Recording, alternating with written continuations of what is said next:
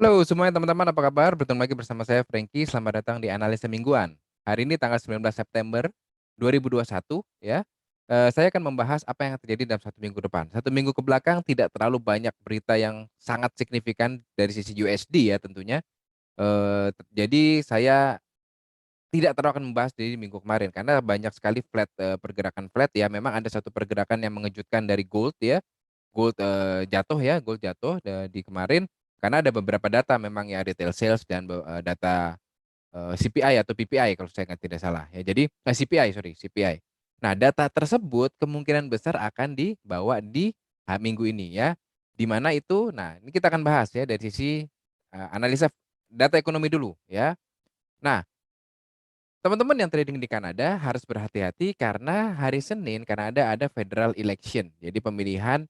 Oke, kita baca dulu ya. Voters akan memilih 338 member dari parlemen dari Kanada ya, yang akan membentuk dari suatu pemerintahan. Setiap empat tahun akan terjadi election ada kemungkinan election ya. Nah, the winners will likely to be projected akan diproyeksikan sebelum official vote count is announced. Jadi harus diperhatikan ya sama teman-teman semua bahwa memang ada kemungkinan pergerakan dari Kanada jika memang dianggap hal-hal yang tidak ada hal-hal yang positif lah ya atau bahkan terlalu positif. Nah, itu bisa terjadi ya karena kita tahu kalau voting selalu akan bergejolak sedikit market tapi tidak akan seefek ekonomi karena mereka akan menghubungkan hasil ini kemudian kebijakan ekonomi seperti apa ya. Bisa dibaca di sini related stories-nya, silakan dibaca semuanya full ya. Jadi tidak akan ada terlalu hal yang harus diperhatikan. Kemudian ada monetary policy meeting minutes hari Selasa jam setengah 9 pagi di Aussie. Ya, ini juga harus diperhatikan ya. Kemudian di hari Rabu ada BOJ kan press conference seperti biasa ya. Dia selalu tentatif, tidak pernah memberikan tanggal atau jam yang pasti. Tanggal sih pasti, tapi jamnya nggak pasti. Kemudian malamnya atau Kamis dini hari ini harus diperhatikan FOMC Economic Projection, FOMC Statement, dan FOMC Federal Funds Rate. Federal Funds Rate kemungkinan besar memang unchanged ya kecuali tiba-tiba dia naikin suku bunga, nah wah USD akan meledak. Tetapi yang harus diperhatikan teman-teman adalah apa yang akan disampaikan oleh pada press conference ini, sorry ya, pada press conference-nya ini. Jerome Powell akan mengatakan apa? Apakah akan terjadi tapering atau tidak? Apakah taperingnya kemungkinan besar dilakukan di Desember atau tidak? Itu semua akan disampaikan. Tetapi sih saya yakin bahwa USD akan strong. Apapun yang disampaikan oleh Jerome Powell, USD kemungkinan besar akan strong. Itu prediksi saya, ya. Kemudian di hari Kamis siangnya itu ada ini flash manufacturing nggak terlalu efek. Swiss National Bank Monetary Policy Assessment ya, kemudian policy rate ini jam setengah 3 siang ya. Kalau di Swiss jam setengah 3 siang ya, diperhatikan oleh teman-teman semua ya. Waktu Indonesia Barat ya tentunya. Kemudian ada flash services dan flash manufacturing PMI. Ini di euro ya. Ini juga harus diperhatikan oleh teman-teman semua. Kemudian pound sterling akan ada votes-nya untuk purchase facility-nya, apakah akan menurunkan purchase facility atau enggak, kemudian akan ada bank rates votes, ya ini votes-nya, kemudian akan mengumumkan official bank rates, ya. Kemudian di hari Jumatnya, Ketua Fed, Jerome Powell akan speaks di opening remarks on online event hosted by the Fed. Jadi ini Fed, jadi acaranya Fed, jadi harus diperhatikan oleh teman-teman. Jadi Jumat akan ada gejolak, hari Kamis dan Jumat ini saya sih melihat ada kemungkinan market naik turunin oleh USD ya. Jadi harus berhati-hati teman-teman yang punya posisi ya. Jadi seperti itu. Nah, lalu apa yang harus diperhatikan dalam minggu ini? Pair apa saja? Tentunya yang pertama Kanada, kita akan lihat Kanada seperti apa kemungkinannya. Aussie saya nggak terlalu pengen ambil ya, kemudian ya ini juga enggak. Tapi yen saya akan ambil di FMC-nya ya, yen akan saya ambil di FMC-nya. Terutama di hari tersebutnya pun dolar yen akan bank holiday, berarti satu hari dari subuh sampai seharian Kamis itu ada kemungkinan dolar yen akan terkena efek dari FMC. Oke, kemudian pound sterling juga akan saya bahas. Ya itu, jadi dolar yen, pound sterling, euro kali ya, euro kita bahas, sama dolar Kanada ya, yang terakhir tentunya gold. Gold pasti akan selalu saya bahas. Oke? Oke, saya akan share saya punya chart sekarang. Oke. Oke, kita akan lihat sekarang ya, di Aussie dulu, Aussie enggak, USD Kanada dulu karena hari Senin. Nah, USD Kanada ini menarik nih karena dia menutup di hari Jumat dengan strong, totally strong 1.2770 high-nya, mungkin close-nya berbeda di beberapa broker karena di volatile markets tutup 5 menit lebih awal ya. Oke, potensinya saya lihat sih dia akan, naik ya. Kalau ada kemungkinan terjadi hal yang tidak kita inginkan, bisa jadi dia akan spike ke daerah sini ya. Jadi karena ini adalah, akan ada vote, maka ada kemungkinan dia bisa jadi spike seperti ini juga.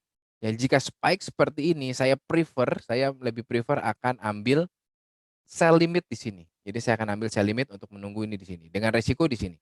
Ya, resikonya ada di 1.2947, kurang lebih antara 47 sampai kita lihat di weekly yuk. Di weekly ada histori yang lebih tinggi dari oke, kurang lebih di sini.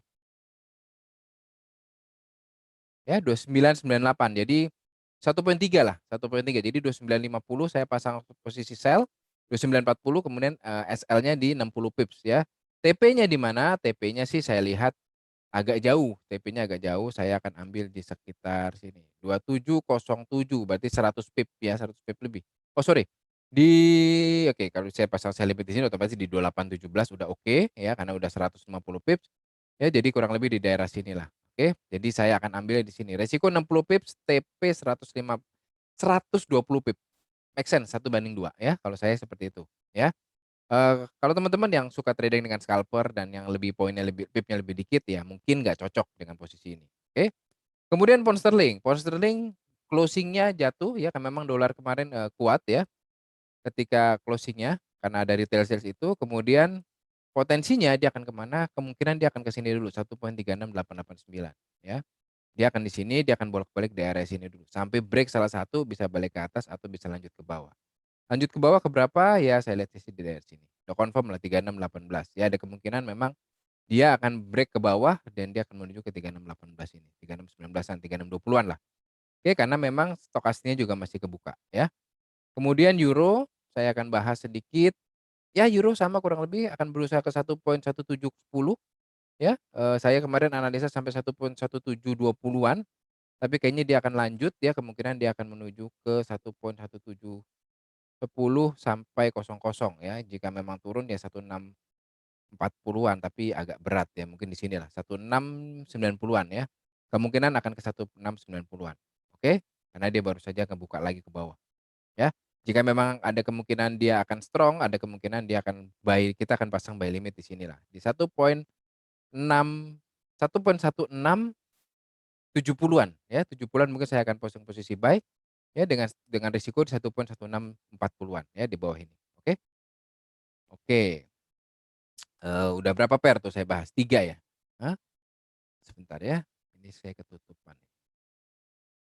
Oke, USD, GBP, Euro USD, dolar yen, dan USD Kanada terakhir. Dolar yen kelihatan ya flat banget ya pergerakannya ya di tengah-tengah ini terus. Jadi, teman-teman yang buy di bawah, floating sedikit, naik lagi, buy sell di atas, paling naik sampai sini, turun lagi. Kemungkinan sih dia akan melanjutkan ke sini. Ya, karena dolarnya saya prediksi akan strong, dia akan kemungkinan naik ke atas ini. Oke? Nah, jadi seperti itu ya, kelihatan banget ya. Jadi untuk teman-teman yang mau trading ya silakan buy aja, dolar yen, tapi harus diperhatikan bahwa, floating-nya resikonya di sini, jadi agak jauh ya. Kalau sekarang di 96, 110.00 ke 109.00, 100 pip, TP-nya paling cuma 60, mentoknya di 60 ya, jadi harus harus berhati-hati. Oke, kemudian terakhir adalah gold, gold baru saja turun kencang. Oke, saya ada pasang posisi buy limit di 1.1762 ya, jadi saya sebenarnya sedang floating saat ini ya, jadi ada teman-teman entry, saya prediksinya sih dia akan balik lagi ke 1782 dulu ya, 17 inilah, 1782 ya, untuk bawahnya saya prediksi dia ada di area situ. Oke. Ya inilah, low yang kemarin ini akan menjadi batas, resiko saya ya, jadi kalau misalnya dia break ya ini 1740 ya, TP saya tetap di situ. Oke, jadi kemungkinan di situ. Jadi ada kemungkinan sih dia akan bolak-balik di sini. Jika memang, nggak dapet ya 1760 60-an atau 59 saya akan buang posisi, ya. Karena ini stokastiknya lagi turun, jadi ada kemungkinan dia akan berusaha break lagi ke bawah sekali lagi. Ya, hati-hati aja, lebih baik kita buy di sini, Ya saya sih ambil prefer buy di 40-an ya, 40 sekian ya, 45, 46 dengan resiko di 40 atau 10 pips 10 poin ke bawah. Jadi 45 misalnya ke 35, pokoknya di bawah di 40, seperti itu. Oke, jadi seperti itu analisa saya, USD Kanada prediksi dia akan naik dulu kemudian dia akan turun. Pound sterling saya prediksi dia akan turun ke di antara ini 3688 ke 3732. Euro USD potensi akan melanjutkan turun ya, saya akan ambil buy di bawah 1.1670. Dolar yen flat, prediksi saya masih ke atas, dan gold kemungkinan besar dia agak sedikit tertahan, berusaha turun, tapi saya sih melihat ada kemungkinan dia akan naik lagi ya. Ke berapa? Mungkin ke 1780, jadi mungkin TP saya akan saya rubah. Oke, semoga teman-teman bisa terbantu. Oh ya, satu lagi sebentar.